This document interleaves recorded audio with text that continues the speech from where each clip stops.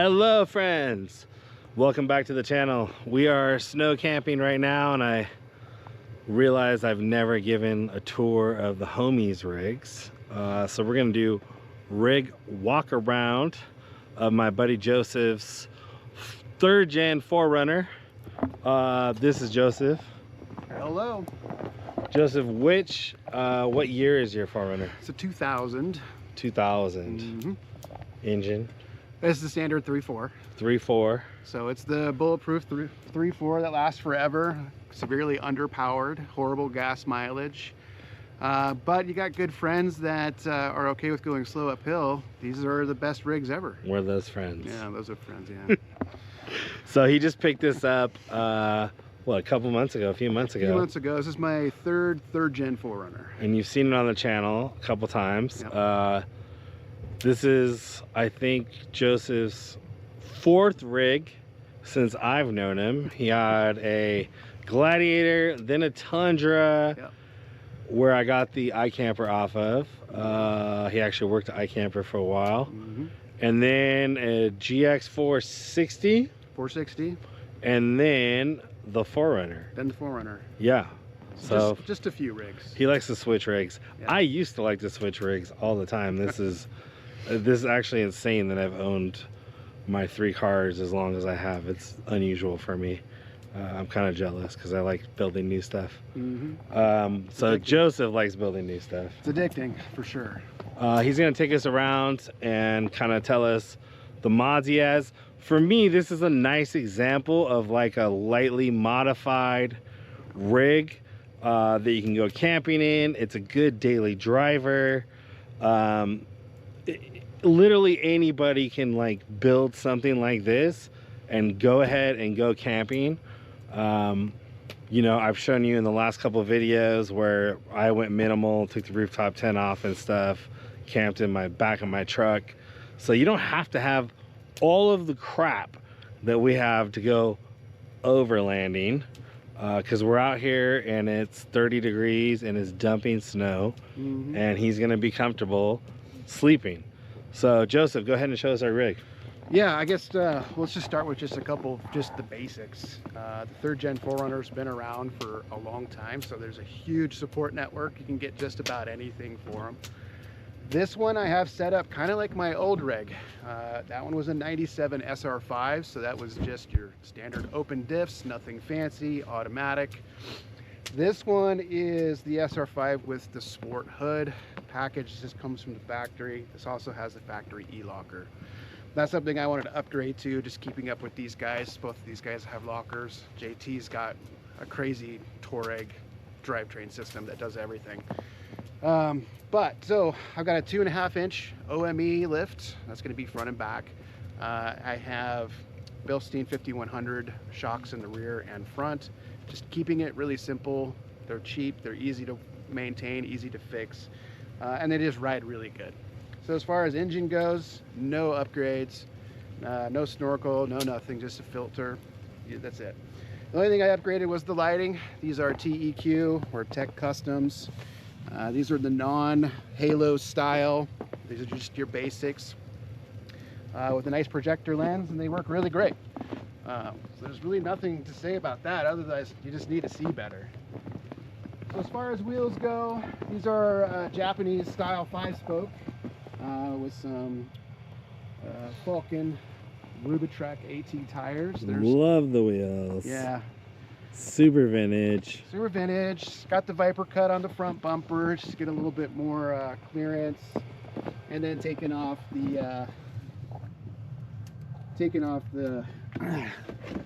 all the fun side steps that come factory on these. It's called an instant lift for 3rd gen 4Runner owners. You take that off and it's instantly lifted. Okay, and up top, it's a DTA roof rack. I can't find this anywhere. It came with the rig when I bought it. Opinions are still open for debate, but up top, it's just some basic traction boards from Amazon. Use some 4Runner snatchy straps just to hold those onto the rack. Love the snatch straps. Nope, those are the best. They're the best. I got a 4-gallon Rotopax mount up on the top, and I don't have Rotopax on there today. I wasn't going far enough to warrant bringing more fuel. And then the open road 270 awning, which... Check the awning out. It's great. So the open roads are kind of a new brand here I've been seeing in the scene, and for the value, it's insane. It's got built-in lighting.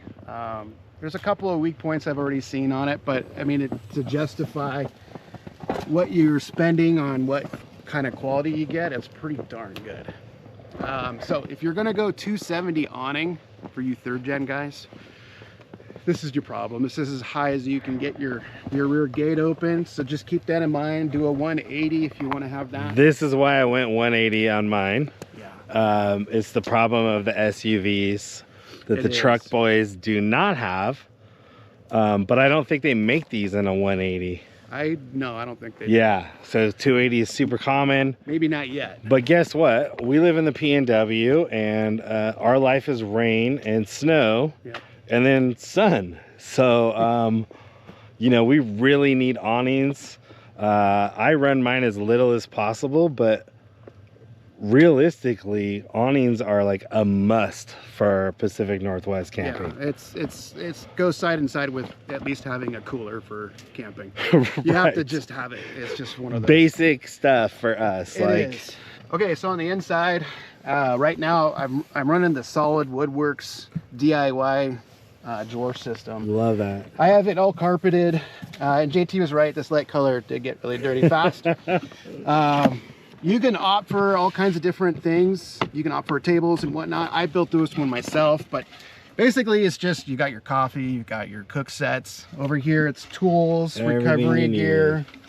But for 3rd gen 4Runner owners, or pretty much any, if you're gonna go overlanding, some kind of organizational drawer system is a necessity. For the SUVs, like I've shown you my basic system too, and like just a basic organization is such a game changer.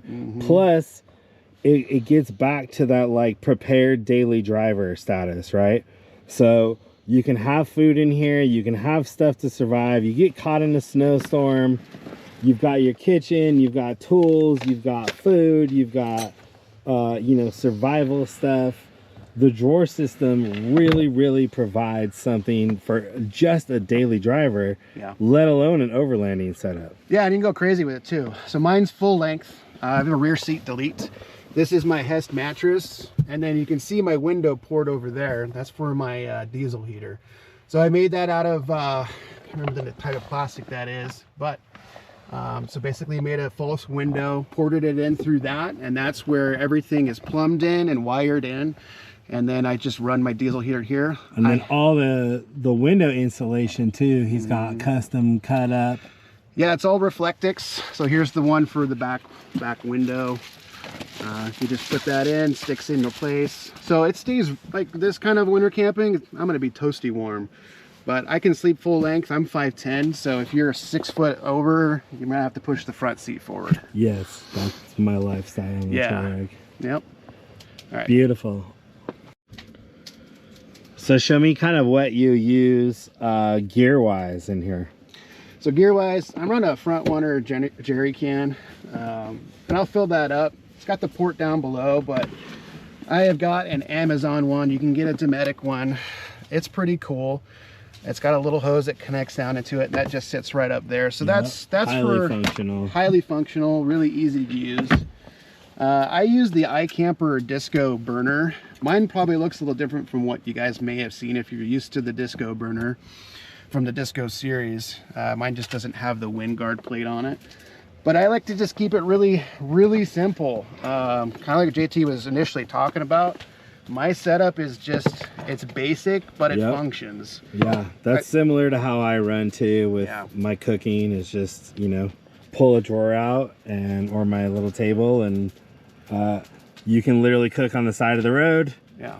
Within 5 minutes, you're eating and you're out of the rain and the snow, and have a shelter.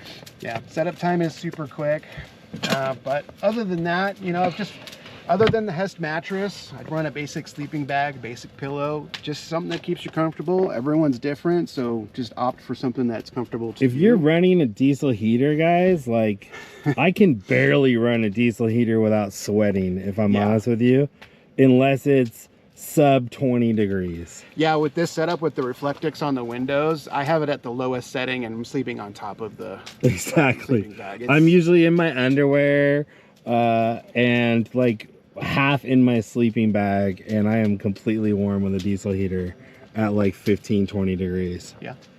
Yeah, so other than that, where I keep my water and everything, I used to have the old refrigerator. Now I just do a basic you know, Yeti replica wannabe cooler, and it does everything that I need. I keep it really simple. It's super easy to maintain, especially in the winter, guys. Like I almost didn't bring my refrigerator this time because I bring a cooler with me a lot of snow trips. For obvious reasons. You just don't need it. And then there's the diesel heater. He's got a custom case. He built this, what, a couple years ago? Yeah, a couple years ago. So he was one of the first guys I saw build custom case for it. Yeah, it's a cheap case. You know, that's the old Apache style case, but that's just a cheapy Amazon one. It is a Weaver style heater unit itself. Is it 8K? Yeah, the 8K, yep. And then it runs basic everything else. So, I mean, it's never let me down. I've never had an issue with it. No. It's been flawless. So they've been good. I ran a Weaver for a couple years too. Before changing mine out. This is what I love. The window unit, guys. Like this nice little inlet. Very simple, but very effective. Yeah, and it works great. So you're not having to try to squeeze it in between, you know, your actual window, or if you're running visors. So another Northwest PNW necessity. Always the visors, yes. If you don't have these, no, you have to. You go get them. Yes. But wanted to have something that's waterproof too, right? So camping in the rain, camping in the snow. If my awning wasn't up, this window wouldn't be protected. So I need to make sure that all of this is going to be watertight and it's going to handle whatever weather condition, whether it be rain or snow. So that's another reason why this is built the way it is. Yeah. So inside, super basic. There's nothing you really need to know. Super clean now. This is such a cool little rig. I love this thing. Kept everything stock. Nothing's crazy.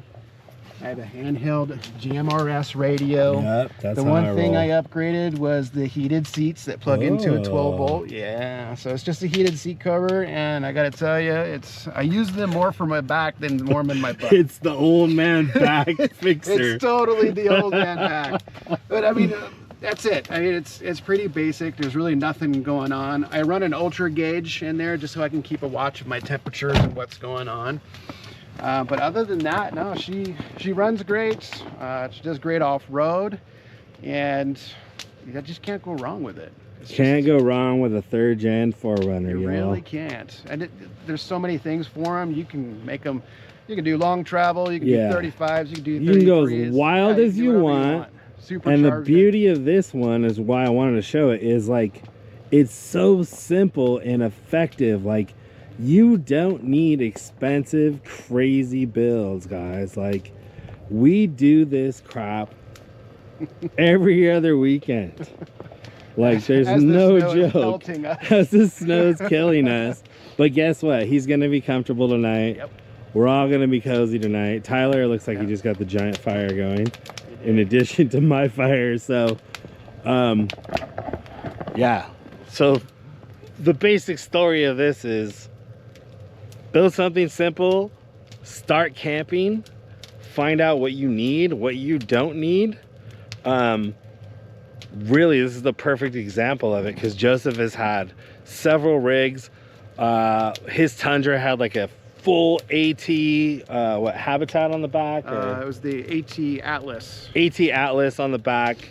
Wild, everything, right? But guess what? He decided he didn't need all of that. Yep. And simplified everything. And you know, my mantra is to pack pretty light and pretty simply as well.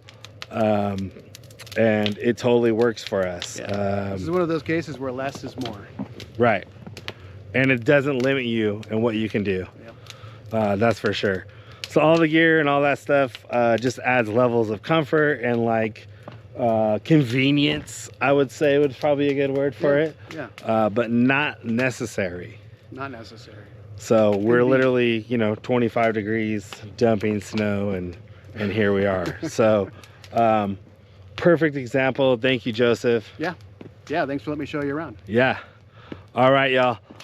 If you like that, I'm gonna do another walk around too on Tyler's rig coming up. I haven't done a walk around on my own rig in quite a long time either. So appreciate it. Thanks for watching. Like and subscribe, and we'll catch you again.